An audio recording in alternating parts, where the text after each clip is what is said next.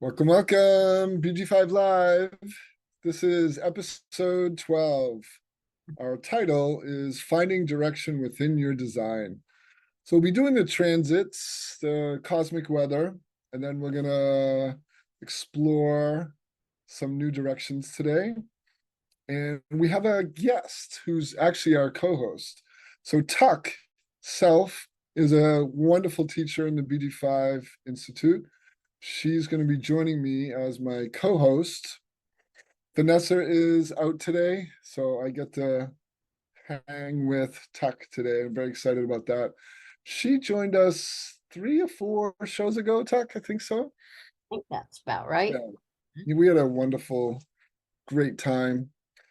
So BG5 Live, the show for BG5 and human design professionals, students, and enthusiasts who want a deeper understanding on how to apply human design to business so they can thrive in their careers and support their clients doing the same. So Tuck and I have the wonderful honor of being teachers within the school. So we get to share our knowledge and shepherd our students through the process, which we both love. So it's nice having a fellow teacher aboard. So if you are watching on a visual medium, namely YouTube, this is Tuck. She's an express builder, emotionally defined. She's got she's got 4 different strengths. She's got the 42-53 cycles, so she brings a lot of experiential process to her work. She's the 214, so she takes people in new directions. And she's got the 1333 from identity to the communication function. So Tuck, has a very super defined identity center. So that's what we're going to be talking about a little bit later in the show. And what makes her an express builder doubly is her 1222 from the emotional intelligence function to the communication. So socialness or not. So sometimes she's in the mood. I'm hoping Tuck's going to be very social today, so I don't have to do all the talking. You would not bother. Again, here's me, Express Builder, M. Brown. I got the one particular strength, just that little unconscious 3420 charisma. So some days I'm wicked charismatic. Other days, maybe not so much. All depends on the mood of the day. So just like we do normally, we're going to talk about the cosmic weather. So these are the transits coming up. We're going to be starting with trait 6, which is the trait of friction. So the 6 comes out of the emotional intelligence function.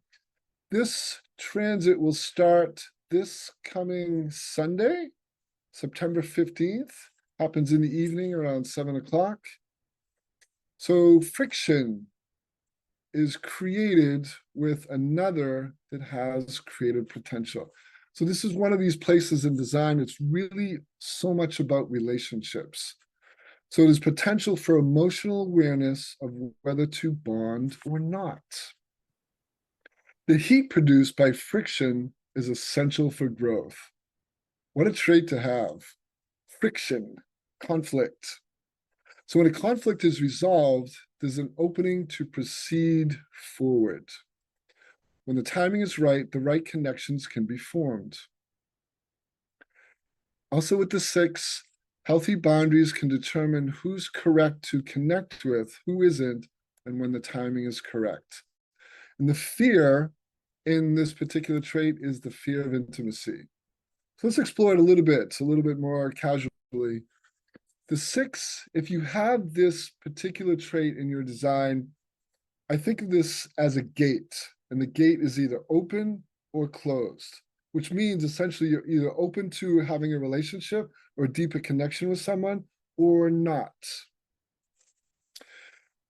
Part of what happens within this particular trait is you are someone who's designed to be very emotionally discriminating. Just because you're open, but just because you have this potential for intimacy, doesn't mean you want to be intimate with everyone. obviously, right? But that's not a product of how you're thinking. It's more this energetic, it's your feeling. So in order to understand if you're open or closed to someone, you bring your attention within, you say, ah, you know. Now it's interesting for me to experience, because I have the other side of that. I have the 59. And so part of me, so that comes out of the sacral, the energy resource. So I'm always responding to, do I want to have an intimate connection with someone or not? So in some ways, that gate, that selectivity is also present for myself in the 59. Doc, would you add anything to the 6? Do you know any 6s? Do you have any stories about a 6 that you want to share? My husband had trait 6 on an undefined emotional solar plexus. And I would watch Larry frequently be that one that literally would allow the door to be open and or closed to intimacy. To me, I love trait 6 from the perspective of, I hear a lot of people not wanting to go into confrontation, not wanting to go into conflict. And to reframe that, going that the guardian, like conflict really is the guardian of intimacy, how people navigate conflict, how people are open and available or not. You know, when there are two sides that disagree, I actually love trait 6 and people that have trait 6, and will tell them, you know, there's no boogeyman in the closet, to stay open, to stay available and discerning as to, you know, what they want to bond and connect with or not. So I don't know. I love talking about trait 6, and it has a lot to do with that whole piece of, there's a lot of healing that can come with navigating conflict with peace. But I don't have either one of them. You've got the 59, not the 6. Again, that was just interesting to watch Larry be the one, because I have a defined emotional intelligence function. This is completely sidebar. Mike, a minute ago, I noticed I've got the 39, the 12, and the 22, and you have the 55. And so I said, oh my gosh, we complete the stream of today of emoting and passion. And so I have the thought we'll be highly passionate today. So that's what I It's going to bring out our passion in design. I like how you talked about the boundary, and also I get the sense when I was listening to you that people with the 6, if they've had difficult emotionally intimate relationships or had difficulty in that way, they can close that gate more from a mental place as opposed to an experience in the body. And so I could see where there'd be some challenges, some conflicts where maybe it didn't need to happen. So Tuck, I'm going to turn this over to you. We're going to talk about trait 46, determination, which enters into the sun on Friday, September 20th. So tell us about determination. Friday, September the 20th. Okay, number one, I don't have trait 46. I do have a defined identity and direction function. And I will say I have the determination of a pit bull, and that's going to be given to, I'm going to say, another trait. However, those that do have the trait 46, it is one of the love traits in the identity and direction function. This one happens to be the love of the body. And my experience of people, you know, that have the trait 46, and I'm going to say are expressing it in an aligned and high vibe kind of way, really do appreciate and love being in the experiences of their body. Like, so it is about being fully available to be in this form, in this vessel that we're in, and to dive into life, and to be, I keep saying, fully available, surrendering to what is, surrendering to the cycles of life that have the beginnings, middles, and endings, but being open and available to discover whatever there is to discover. But there is that determination, you know, to stay with something. There's a lot of synchronicity that shows up in this strength as well. You know, once we do surrender to the cycle of life and the experiences of life and fully embrace all that comes with that, you know, the full strength, I think we say this a lot more in human design, Mike, that when we're fully available to that cycle, we will succeed where other people fail. Like we get what we're designed to get, but not only that, we get the lessons that we're designed to get.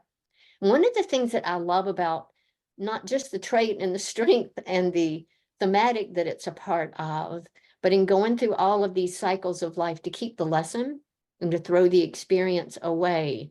And so trait, I'll just finish and say trait 46 to me, the determination, the ownership of being in the body and accepting what life brings.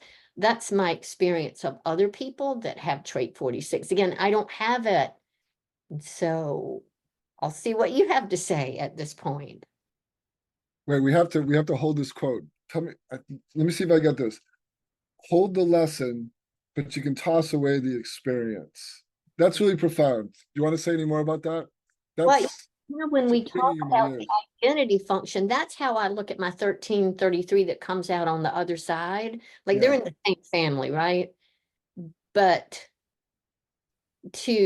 and as we move into the 6447, again, it's the same thing. We're looking at life experiences, right? We're accepting the fates and what's come to us. And I can go into victimhood, I can go into oppression, I can say, oh, poor pitiful me, which is then going to block me, right, from the serendipity and the synchronicity that's in the 46. But if I'm available to the experience and then I retreat and I reflect and I look for the lesson of that experience, I reframe the suffering, right? I'm going to keep that lesson and throw the experience away. And I don't mean to belittle trauma. So I hope I don't sound that way with what I'm saying, but you know, life is about expanding consciousness, and the best way to do that is to look at the lessons that we can glean from the experiences. So keep the lesson and throw the experience away. Yes. It sounds like a mindset to have, and a positive mindset. So even though, like, Yeah. part of what I'm hearing you say is, even though you go through an experience that may be difficult, it can still be really powerful. So don't hold on to the pain. Don't hold on to, for me, why did that happen? It's just like, what can I learn? So that mindset really shifts things. It's interesting. You sort of you have the bookends. So the 46 and the 29, discovery, all that sits in between your two strengths. So you know this frequency really well. You just don't have that particular one. But you live in that frequency of experiential learning journeys that always have a beginning, a middle, and an end.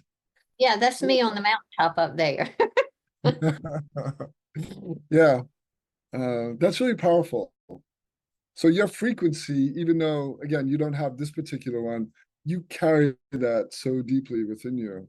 Yeah, I've got the 47, the 11. It's a lot of the abstract experiential. And I get it. Like I feel the 47 is what my conscious grounding and balance, and the 11 is my unconscious core essence.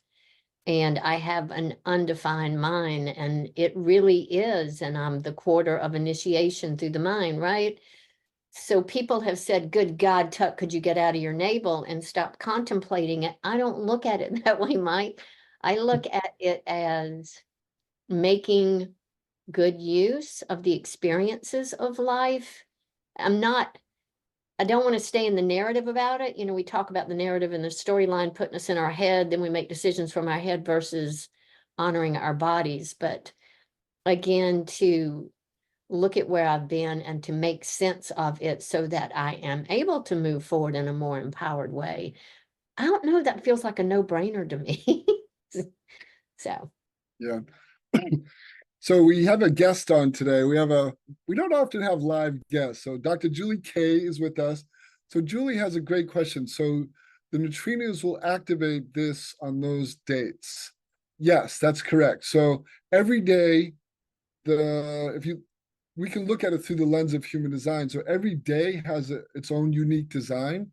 And so that unique design is actually what we call the neutrinos. So these are subatomic particles that are expended out from the sun, the moon, and all the different planets around us in our solar system.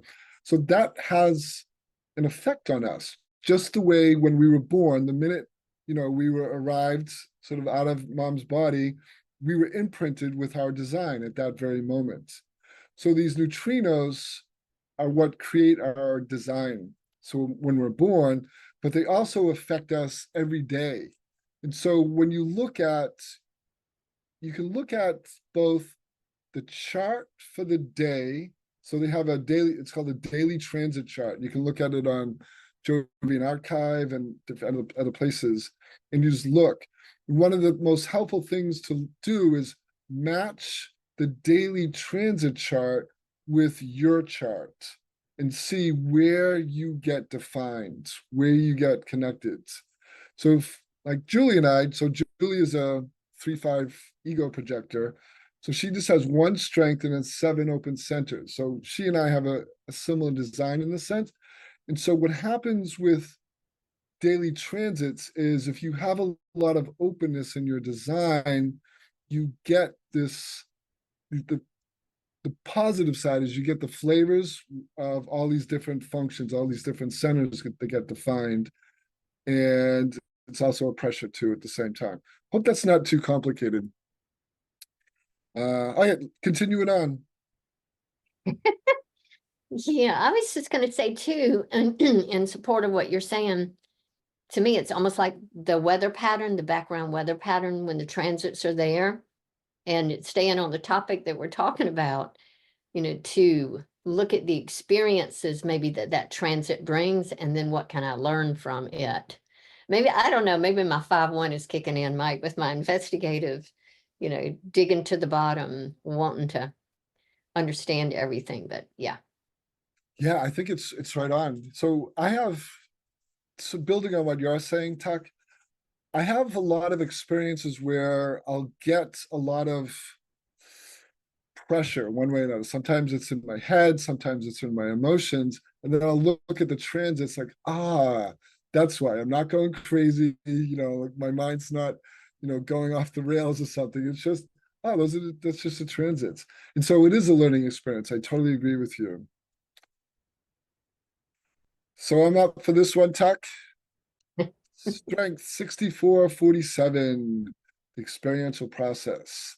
So this is coming in. I don't know the exact date that this is coming in, but sometime soon. Yowza, yowza, yowza. So let me tell you about this.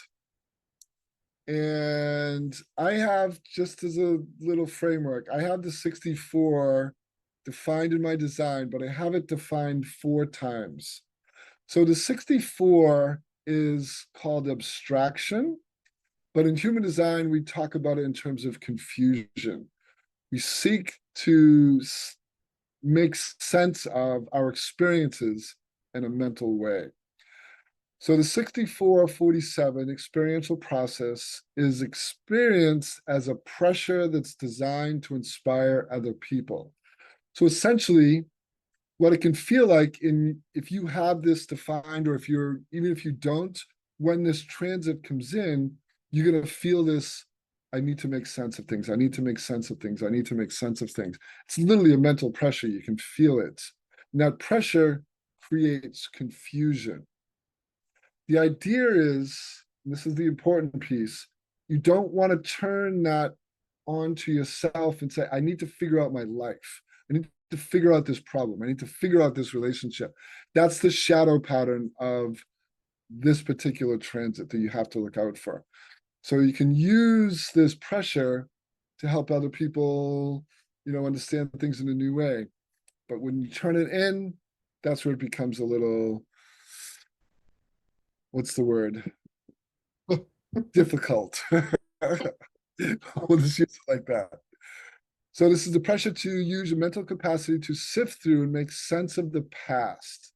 So 6447 is always seeking to understand what happens before. It's a very active mind, never stops playing with possibilities, never stops trying to make sense of things.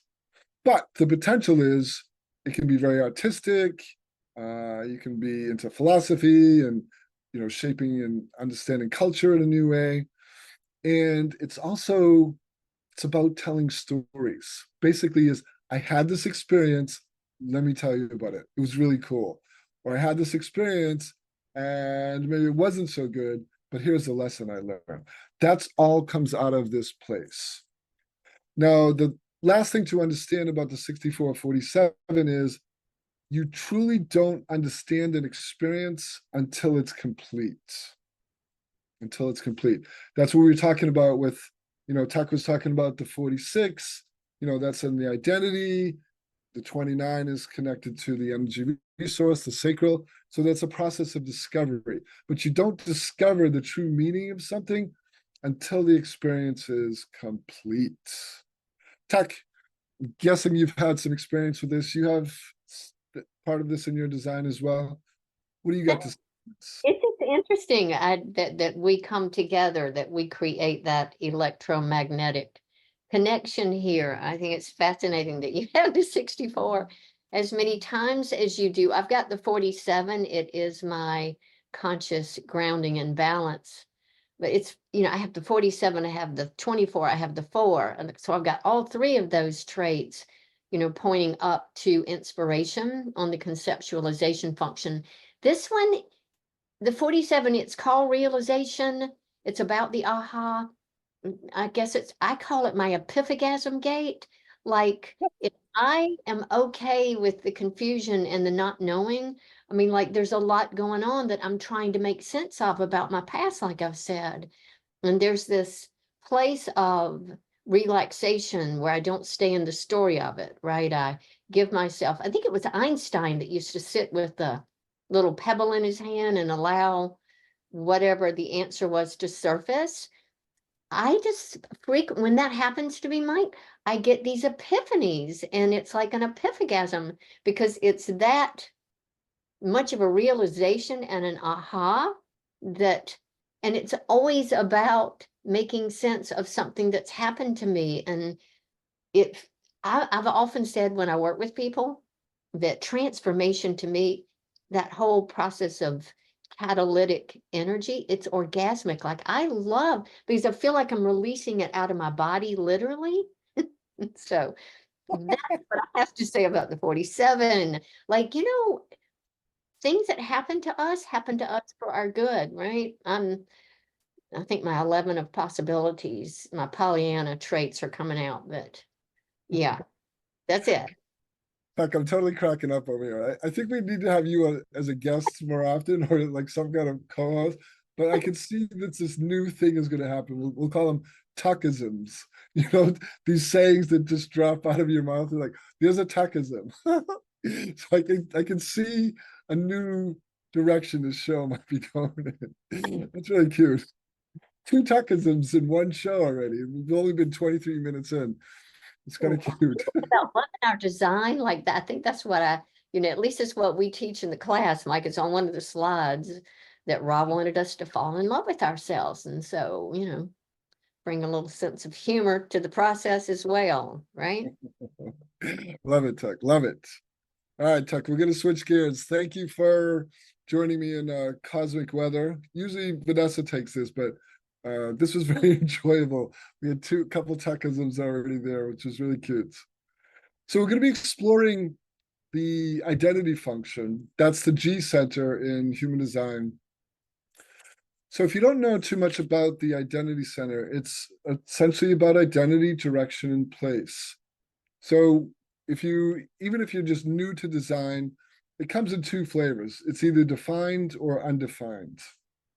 So it operates very differently depending on whether it's defined and whether it's not. So Tuck and I thought we'd have a conversation about this. So Tuck and I can share our different perspectives. So Tuck comes from the place of having it defined in her design, whereas for me, it's very open. And so we have very different experiences. So we thought we'd share it a little bit more about how we do, and hopefully it can help you in either place get a sense of how this identity operates for you. So we're going to look at Tuck's design. She has obviously two different strengths or channels that connect up to this. So I'm going to let Tuck tell you about how she experiences it. And then Tuck, if you have any big general sort of bits of advice or suggestions for people who have it defined, because one thing we should say with, if you have this defined, you have it defined in a very specific way, as does Tuck right now. So she's going to give you her perspective, but because she's also a BG5 teacher, she can extrapolate and give you a little bit bigger picture. So Tuck, what's it like having a defined identity It's function? awesome. It's just great. You know, it's funny that first picture you had, Mike, when you were introducing the identity and direction and the people were walking around in the yeah. I said, I'm the one walking around that knows where she's going. And you're the one walking around trying to figure out where he's going. Anyway, um, I I love my defined identity function. You know, when I say to people, I know who I am and I know where I'm going, I'm just unclear about the vehicle. That feels right and true for me. Um, you can't pull me off center. Like when I identify with something, when I'm clear about who I am and where it is that I'm going, you couldn't pull me off center. And it may have a lot to do, Mike, too, because everything in my design is connected. And so it's challenging to get away from that 14-2 in terms of how it's empowering my identity and direction as a builder when I respond to something, when I am compelled to do something, not forcing myself. It really does empower my identity and direction function. So question, Tuck, again, we had another Tuckism. You just dropping them like dimes here. It's really fun to listen Hey, to. All right, so I never heard this before. Tell me a little bit more about this phrase. You can't pull me off center. What does that mean for you? I'm grounded. I believe in what I'm saying. I'm so identified with it. I'm grounded. I'm pure. Pure might be a really good. My come from is a place of absolute purity. And if you don't agree with me, you're not going to pull me off center. We can agree to disagree. I'm not going to get into an argument with you about it. And I'm not going to push. I'm just that solid with who I am and where it is that I'm going. Like I've gotten to this place in my elderly years, Mike, and it's taken a while because I've been familiar with my design since what did we say, 2004-ish. I don't know that I've always been in full acceptance of trait 2 on that identity function, which really is, I'm going to say, surrendering to God. And this might be my airy-fairy esoteric way, but when I'm aligned with my design, when I'm following my decision-making strategy, I really am oriented into the right place at the right time in the right way with that 2. I'm just God takes me where I need to go for all the right reasons. And that people aren't comfortable with that sometimes because they need a plan, they need security, they need certainty. And that's not the way I experience the trait 2 on my identity function. It really is like a surrender to being in the right place at the right time and being empowered that way. And that funnels into when I'm doing something because it's the right thing for me to do. You just flat can't. I told you I was persistent. You just can't. You can't pull me off center so much so, Mike. I'm going to say this because as I'm teaching the foundation class, this has become really important to me. I'm a part of communities that have certain commitments that need to be fulfilled. It's a no-brainer to me. I said yes to being in the community. I'm going to fulfill my commitments.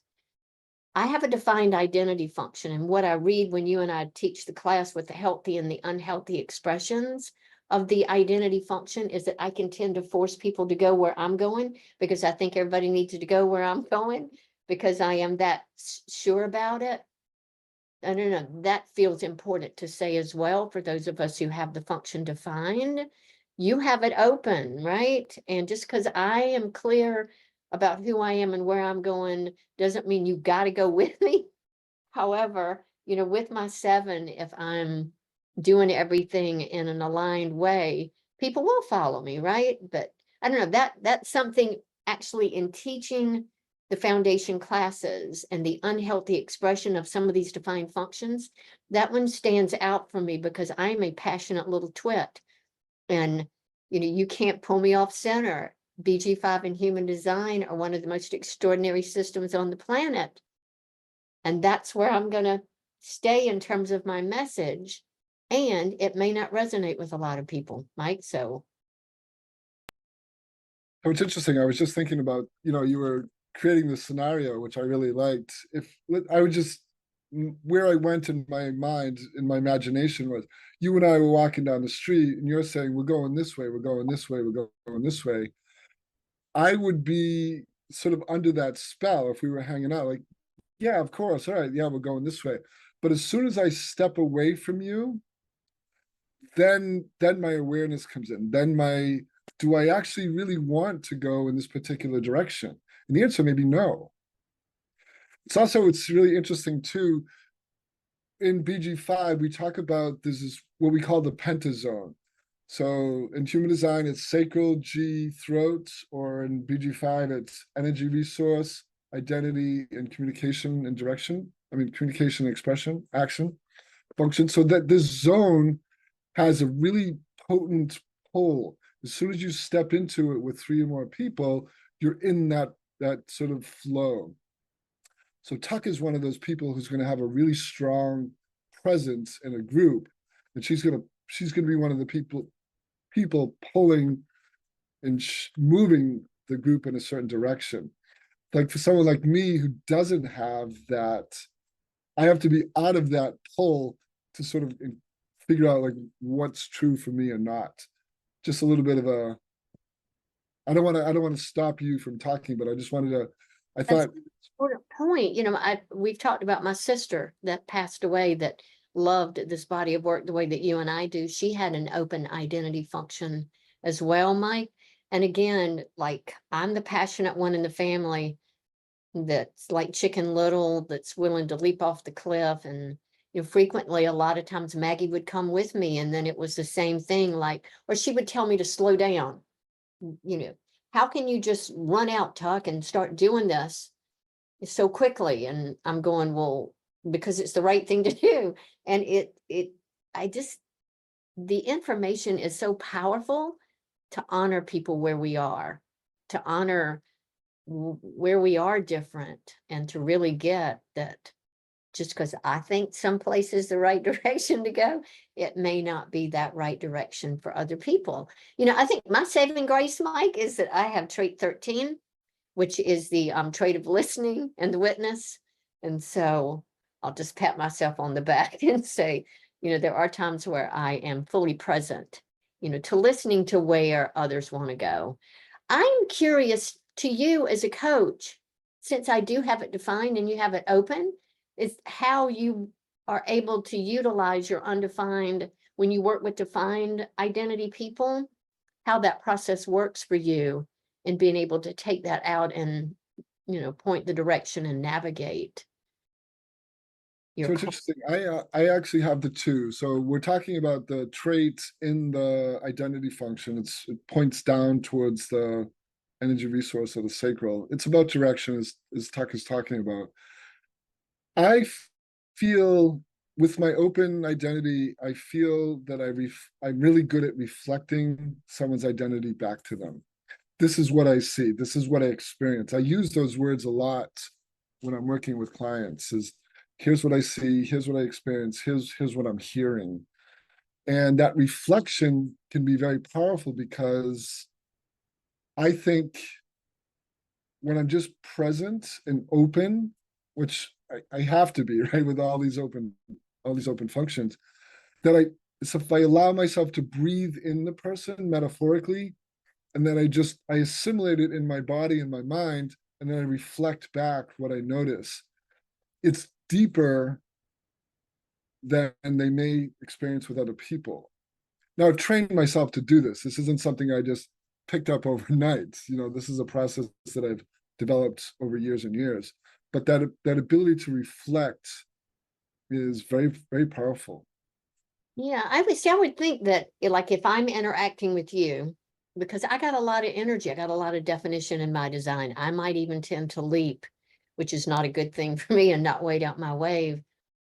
But I would, it would be interesting to, because I don't know that I've consciously done it after all these years, Mike, to actually work with someone who has an open identity center function and how they might experience me if I am often running, maybe in the wrong direction, to ask me questions, to get me in touch with my response mechanism. Yeah. I just feel pretty solid. And again, I have the thought I could probably get off track pretty easily and be distracted. So it would be interesting to see what an open identity and direction function individual would reflect back to me about who I am and where I'm going. Yeah. So one of the, I don't know if it's a skill or not, but I noticed that you can perceive people even at a distance. So when you're in aura, when you're together in person, that's one experience. But if you allow your senses to attune to the other person, you can also pick up a lot of their frequency. So this is what allows people to coach at a distance, and it can be helpful when you're on a medium like Zoom, where you get to see someone. But there's always this potential that you can just, it's like you just tune into their frequency. So when I tune into your frequency, it's a really strong energy. It's like I can feel this directional pull that you're moving in. I don't know exactly where it is, but I can feel this. It's a river, and it's not a small river. It's not like this tiny stream either. It's a wide, so you can feel that. So you have it coming out of, you have that whole center column, drive, stamina, energy, resource, identity, communication. So you're like, once that flow starts, I imagine there is no stopping you. Yeah, it is challenging. It is challenging to stop the flow. Uh-huh. I think Sarah's is, I know we don't have Sarah's chart, but I remember hers goes straight up the middle as well.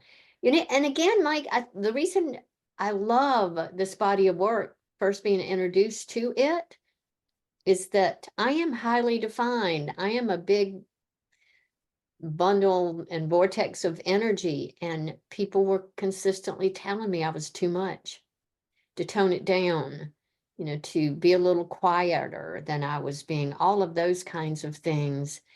And so being introduced to my design and getting that I am empowering, that I am emotional. Yeah, I'm supposed to wait up my wave. It did something. My 34, trait 34, I began to own the fact that, you know what, I am a little expressive and over the top. And it's more about taking responsibility for my energy and where it's going and what I'm doing. Yeah. I'm just, I think I shared with you, my sister, my daughter, and my brother. They all have an open identity function the way that you do. And I can feel the difference between us. And they always say, gosh, you're so confident about where you're going. And I can feel that longing, or I don't want to call it a lack of clarity, but my brother opens his garage door every day, sits in his chair and watches the sunset. And that was how he would connect to nature and the cosmos and make him feel comfortable. My sister would go out and burn her yard. Mike and my daughter goes, she moves, she dances. And so I'm curious as to how you experience your open identity and direction, if there's that same longing and sense of seeking and searching. Yeah. Yeah, the seeking and searching can easily fall into the shadow pattern. But let me tell you how I experience it. So there's two stories I want to tell. One's not mine and one is. So there's this woman in South Africa. Her name's Anna Reitenbach. I think it's Brey. box, something. And she is an animal communicator. So she has the ability to communicate literally with animals. It Wow. doesn't matter if they're domesticated or wild. And when she first started learning how to do it, she was in a class and she was out in the wild and she was actually tracking wolves. It was a wolf pack. So I think she was somewhere out by the Pacific Northwest. And she started to notice that she would find these tracks of the wolves and they would go off into the woods. And she saw this, it was almost like this line from where the tracks, where she picked up the tracks in that moment. And it was kind of it's threaded through the woods and it would lead. So she could visually see this. It's more like almost like a psychic experience. But here's where it's coming back for me now. In I forget what year it was. It was around 2000. I was only like 2-3 years into my experiment with human design. So maybe like 2007, 2008. I decided to take a cross-country trip. And I was total newbie in design, but I knew enough that I understood like strategy and authority, and I understood that I made decisions from my gut. My intention, Tuck, was when I started the trip, I would only listen to my gut. Mm. And I also knew about the open G, the open identity. And so what happened was I was roughing it. I was camping so the whole way. So I left Boston in sometime in like, March or something, and I just went west. And I had a rough destination. I knew I was going to get to California, but everything that happened in between was completely open to where I call it my G, like where my G was going to take me, where my identity was going to take me. And I just allowed my body to guide this trip. It was so magical where I got led to. I would get to like sometimes a T junction. I'd be off on these side roads and I just look down one way, look the other, and my body would have a response either left or right. And I just followed the response. And so there's this, I kind of view it as you feel the pull internally with your design. I feel it externally. Mm. I Mm. feel the environment is pulling me one way or another. Interesting. Now, part of it is also is it's like there's a flow happening in the world, and I just need to get on it. And I can literally feel when I'm on the flow, it's like, here it goes. And I just take it. Mm. What's very disconcerting for people with an open identity, if they're in touch with it, like the way we're talking about, is when you're not in the flow. Yeah. Or coming back to our earlier conversation, when you're in someone else's flow. I can imagine the current is pretty strong. So, Yeah. yeah. So it's interesting. And I'll tell you one more part of the story because we're going to be winding up soon. When I used to go to a campsite, I think I've told this story before with different people, but when I would get to a campsite, and if the campsite was particularly open, I had to drive around the whole campsite and I had to find the exact campsite that would make my G, my identity like sing. Mm. And if sometimes I would get out of my car and I would just walk into a site, walk out, walk into the next site, walk out. And I do this like 3 or 4 times. And then I would find that particular site that my body went, it relaxed. And then what began to happen was I would have all this serendipity with people coming, and I would just meet these people, and I would connect, and we would have like campfires together, all this experience, and it was just because I was just listening within. So magical, so magical. You have really given me a gift today. Um, You've given me a different insight into my brother, so thank you. He has an open identity and direction function. And as you were talking about your campsites and stuff, uh, I'm going to say I will take a different level of respect and acceptance. When he says, I don't like this environment, this doesn't feel right for me, because as a defined person, my modus operandi is to try to fix something, Mike. Yes, it's been interesting listening to you. Thank you. Yeah. Yeah, so one of the, thanks for that reflection. And part of it is I've often been in relationships with people who have a defined identity. And so I would just tell them, early on in the relationship, look, when we go into a place, I have the final say, whether we stay or go, and whether we, eat at this table or that table, because that would shape my experience. I was actually, this is interesting. I know we're going to wrap up soon. I was in a restaurant recently with my partner. We went out to, it was my birthday. We went out to this really nice place. It was really fun. And they only had one table available for us. And it was in a place where there was kind of a lot of traffic. And I said, can I have this seat, which was, my back was to the wall and I could see the rest of the restaurant. And she said, yeah, sure. She has a defined identity function. And I said, so we sat down and I was really thankful and I had a really nice experience. But I looked at her halfway through the meal and I said, if I was sitting where you are, which was just across the table, but her back was to the restaurant, I said, I could not be comfortable. It's like I wouldn't, my body wouldn't be able to relax without being able to see everyone behind me. I could say thank you again. Thank you again. It's in family dynamics. That was very insightful. Thank you. You're welcome. So we have some Tuckisms and maybe some Mikeisms. This has been fun, Tuck.